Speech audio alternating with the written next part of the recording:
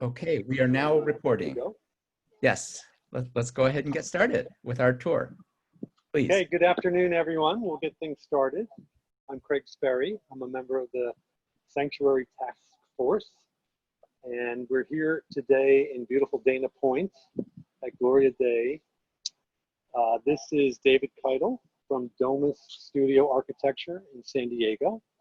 He's joining us today because he's our primary architect on our project, and we'll go through this building, which incorporates a lot of the same features that are designed into our proposed building.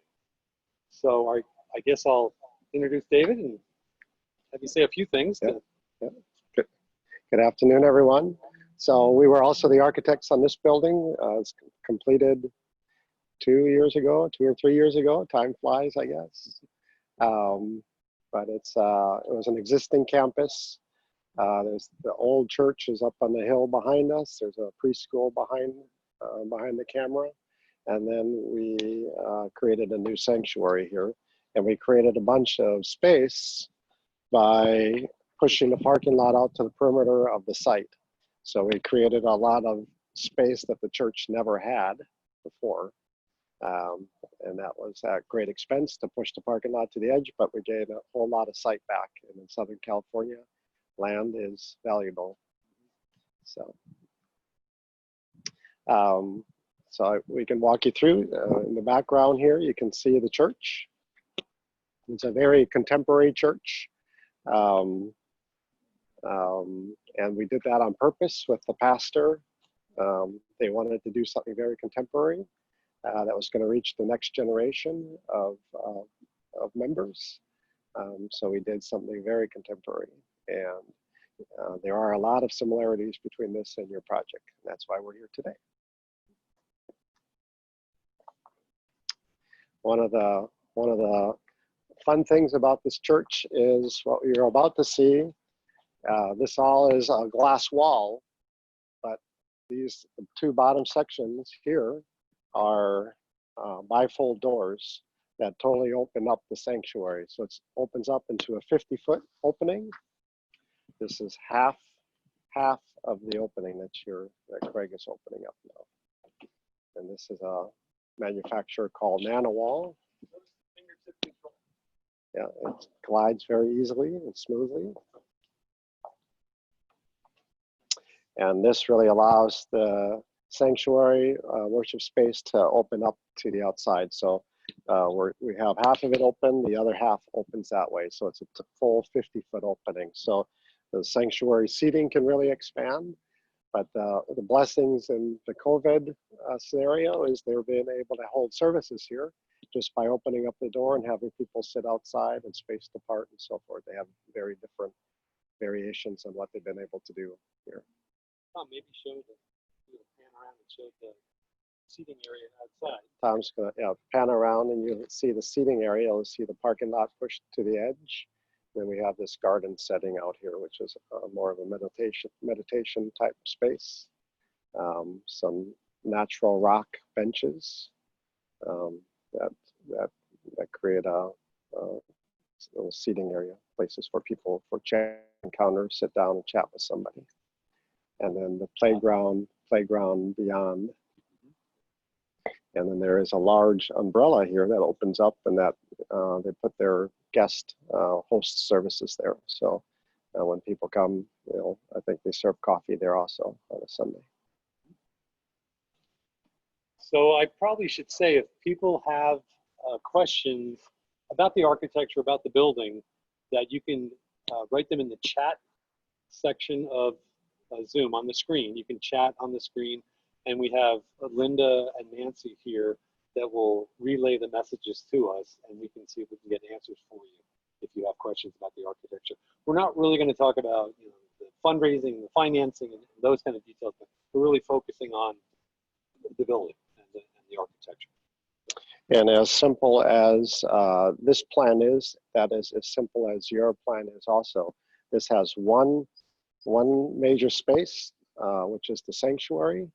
And it has just some restrooms off to the side that have the mechanical units on top of it. So you can see immediately just by looking at the rendering that Tom is showing you, and how similar your space is to this space.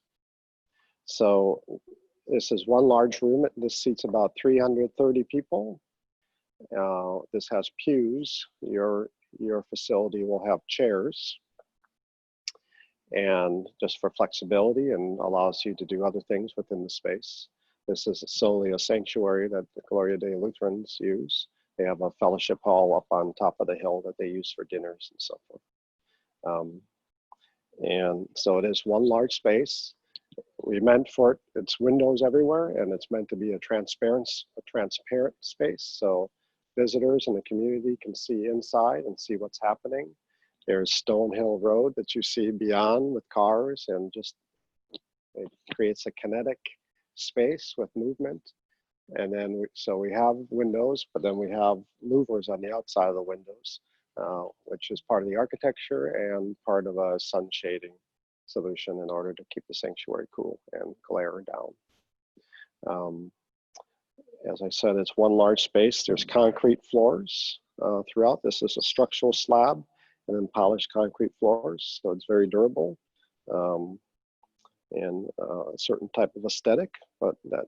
And David, we would probably do the same with the floors. The same Yep. Polished concrete. Yep. That's one option. And then we have one runner that goes down the center aisle, which is a wool runner. And then there's pews that really curve around and create a sense of community. So they've asked to see the rendering again. So, They point out some features on that. yep. Do we have the plan, our plan, someplace? Or where did our plan go? The site plan? Yeah, I think so. Craig's gonna just run and get the floor plan so you can see your plan again and some similarities.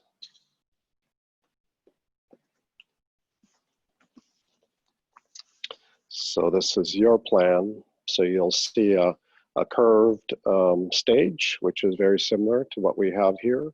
Some wraparound seating, so you have a good sense of community. But we're showing chairs here, and then a choir area over here, and then there's a small storage area on the backside.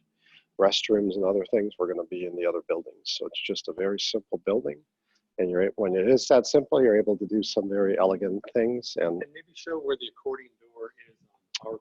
yes, on your plan, we planned an accordion door like we showed you on the outside that opens up the back area. So one, it allows some seating to expand to the back, but it also allows people to come in and go out quickly. If you would hold a dinner or something in here, you'd be able to expand the seating to the outdoor space. And the roof of the corner comes and covers that, which you saw in this rendering, I believe. Here, this is the outdoor space, and this is the bifold door that you saw in that space. So very, very, very similar setup to what we're seeing here today. If we move forward.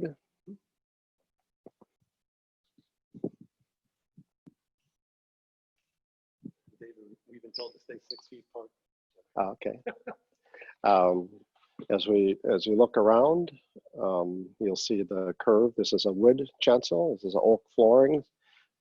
Really nice craftsmanship on a curved nosing. So that's all a custom curved nosing. And that's probably what we would do on your stage. There's different ways to do that. Could be concrete, could be tile, could be wood. Wood does lend itself to just having a natural curve of it. And back in the corner, for accessibility, we have a ramp. So it's anybody in a wheelchair, anybody challenged with steps is able to use the ramp to get up to the stage. That is a code issue, but it also is a practical issue. So it makes getting around. And you can somewhat see in the rendering there, your space again. You can see the curve of your stage, and the ramp happens behind the wall. So instead of being exposed like it is, yours happens behind the short wall, so you don't really see it. It would be hidden. And then there's some monitors on the back wall, confidence monitors, but then you can see the seating kind of curved around. And then the accordion door on the back side.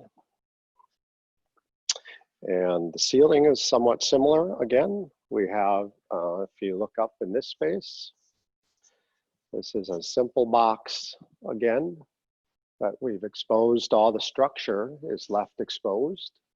And the very ceiling, the whole ceiling, upper ceiling of this is acoustical fiberglass fabric wrap panels that happen in between the trusses for sound absorption, because everything else is very hard surface here. So we needed to deaden the room some. And then the speakers that we use that are installed are very, very line array speakers. So they're very tight in their focus for the sound.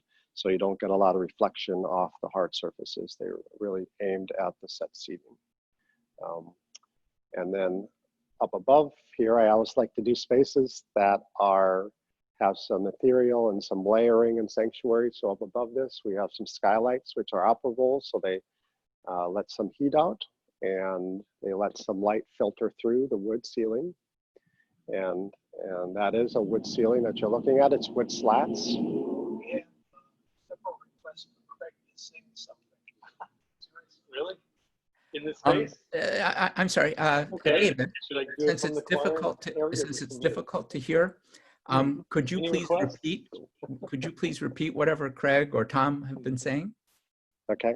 That would be great. Okay. Okay. Well, I'm not sure what to sing. But I won't sing, Steve. Oh, okay. All right, how about be safe, be well, you mean the world to me. Be safe, be well, you mean the world to me. Very nice. Thank you. So we did have a question, David. Will the floor also be flat? Yes, we had a question, will the floor also be flat? Yes, in order to keep your space flexible, we're thinking that it is a flat floor. Usually the wraparound seating, there's two reasons or three reasons for a wraparound seating. One is to create a sense of community. So when you're sitting in the chair, you can look across the space and see who else is in church. So it creates a better sense of community. What was the question again? Sorry. Oh, the flat floor, yes. And then a certain number of rows. So you only have to have a slope floor when you start to get 10, 11, or 12 rows of seats. Domus Studio, we're a 34-year-old firm. We've done about 250 different churches all over Southern California, primarily Southern California. We have some in some other states. So we kind of have studied this through the years, and that's why you don't have a slope floor in this sanctuary, because it is an intimate space by not having so many rows. So the pastor, when he is here preaching, he's able to make eye contact with people because it is a smaller and wider space. That's different ways so to do David, remind me, what's the capacity of this space? Craig has asked what the capacity is 330 seats in the pews. And there's a choir area over here that has about 40 or so, I think it can hold. And then some other areas, so about, overall the church is about 400 people that it can hold.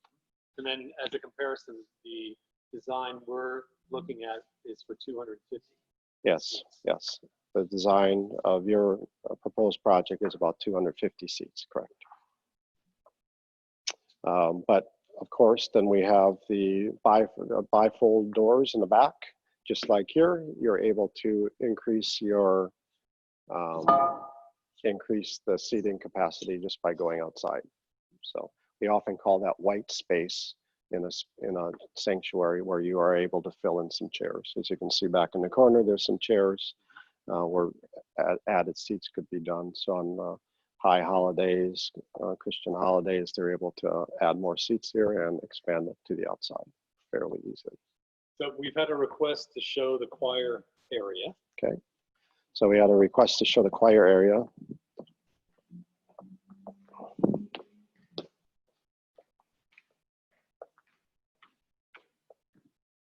And similar to your plan, there would be choir risers, which is what you see here. So they're about 6-inch risers between chairs. And we usually do chairs and choirs seating. So if you have a smaller choir or expanded choir, you can take them and remove them so it never looks like it's empty, as opposed to having pews. So it looks like they could add a row easily. Correct, correct. That was the plan, that they were supposed to have a row. Overhead, you'll see some microphones that hang over the space, so their sound can be amplified. Although the acoustics, as you heard from Craig, are probably fairly good, and they probably don't even need it, but they wanted to do that anyhow, so they could record and video and so forth. Yes, everything in sanctuaries, as about 5 or 6 years ago, started to be LED lights. LED lights have been around longer than that, but it was, at the very beginning, it was hard to get enough light output, lumen output out of a LED module, but they've perfected that now, and then the prices have come down dramatically. So almost everything we do now, or everything we do in new buildings, would have LED lighting. They've asked to see the AV setup on the other side of the room. Okay. So on the other side of the room, we're going to go and look at the AV booth.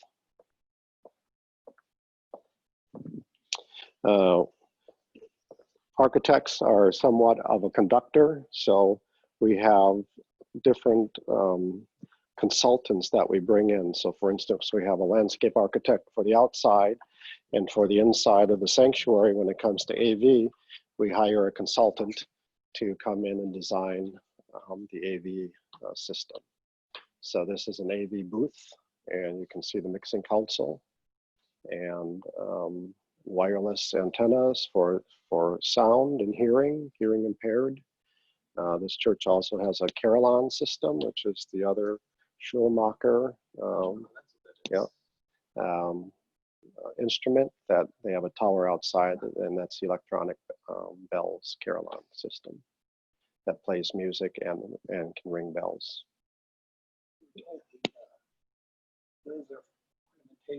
Yes, in the corner we have, which you'll see organ pipes, but those are a false facade. But behind there are organ speakers. This is an electronic organ, an Allen organ. It's the electronic speakers, so there's all sorts of large speakers behind the screen. So that's all meant to be transparent. And then the speakers, just like a real organ, kind of the sound mixes and swells and kind of oozes out of that space into here. This is a Lutheran church, and ELCA Lutheran Church, and it's a little bit more traditional than some of the other ELCA churches as far as what they wanted to have on the inside. So even though it's a very modern church, there still are the liturgical elements. We still have the organ, but we've done that in a contemporary way in order to make things familiar and make it meaningful and not lose that history and culture of what this denomination has. So there was a question about directional lights. Yep. What about directional lights? We call those theatrical lights. In this space, we always have theatrical lights. In this space, if you can spin the camera around, you'll just see some gaps in the wood ceiling. Up in those wood ceilings, if you were to walk around to the other side, you'll see some high-powered LED theatrical lights that shine down on the stage. And there's a little module right here. That's a mixing console that has preset scenes on it. So somebody can come in and just press one button and you can preset the scene for the light. So it's not very simple and not too complicated. There was a question about the video screen. Yep, the video screen in this thing is a module. It's 3-panel wide by 3-panel high. So you'll see 9 panels up there. This space has a lot of windows. So projection usually doesn't work very well in an ambient lit space. So these are a special screen that the company is actually located in Irvine, and they have a high, I think it's called lit to them, that overcomes the daylight ambient light. So they're really, really strong light. So it creates one large viewing screen. In your project, we're looking at doing some large monitors on each side of the thing, and they're getting, the cost of those have come way down. You can get a 85-inch monitor for $2,000–3,000 or so, and they're making them 95 inches and beyond, but then the price goes way up. But possibly by the time we realize your space, we may be able to, that size may be available at a reasonable price. So speaking of screens, Orange Coast has sponsored film festivals for the last few years, and we would use our space for showing films. Is it going to be possible to darken the room during the day to show films? Yep, we had talked about that, I believe, when we were meeting, and we can have blackout shades. If we have a lot of windows, we can still introduce blackout shades, and we can darken the room. This space does not, that was not part of their program or desire to ever black out the room, but it certainly can be done.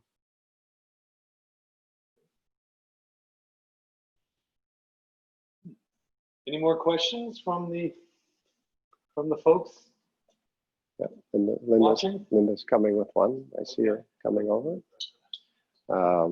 What else can I tell you about this space? That's similar to yours. Question about the glass. Is it double pane? Yeah, the state of California, just green energy code requires any space to be dual glazed for energy efficiency and low E windows. So there's argon gas, I believe, filled in these windows, plus a low E coating on it. So they're super efficient for keeping air in and keeping sun and heat out of the space.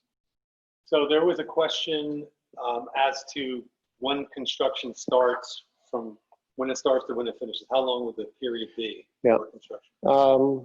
Typically, almost every project is about a year, but yours is a little unique that you don't have a lot of site work because you have an existing building to remove and then a new building to construct.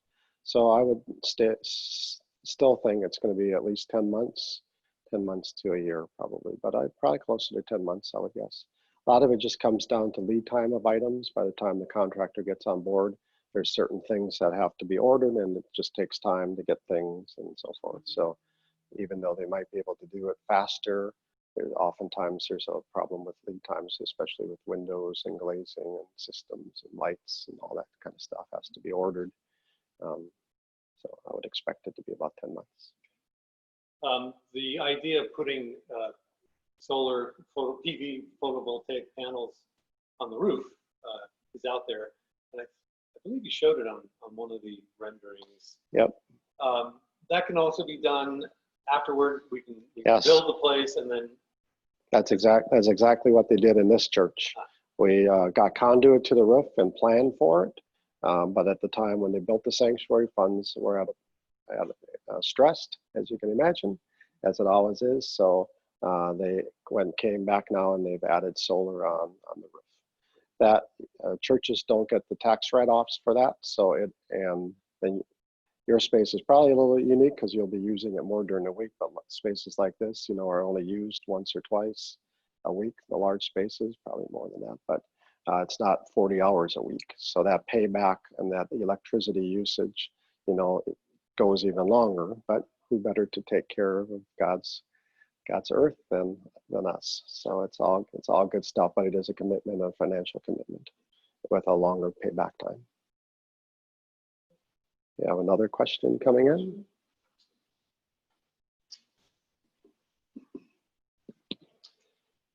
Well, I guess I'll just say this is being recorded. A link will be on our website, and we'll send the link as soon as it is posted on the website.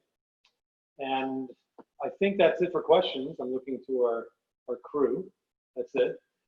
So I'd like to thank David for being here today. Thank you very much. It was very informative.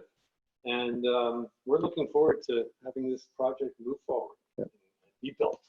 And we're excited for you. Yeah, great. Thank you. Okay. Thanks, everyone. All right. Thank you. Thank you. Have a great day.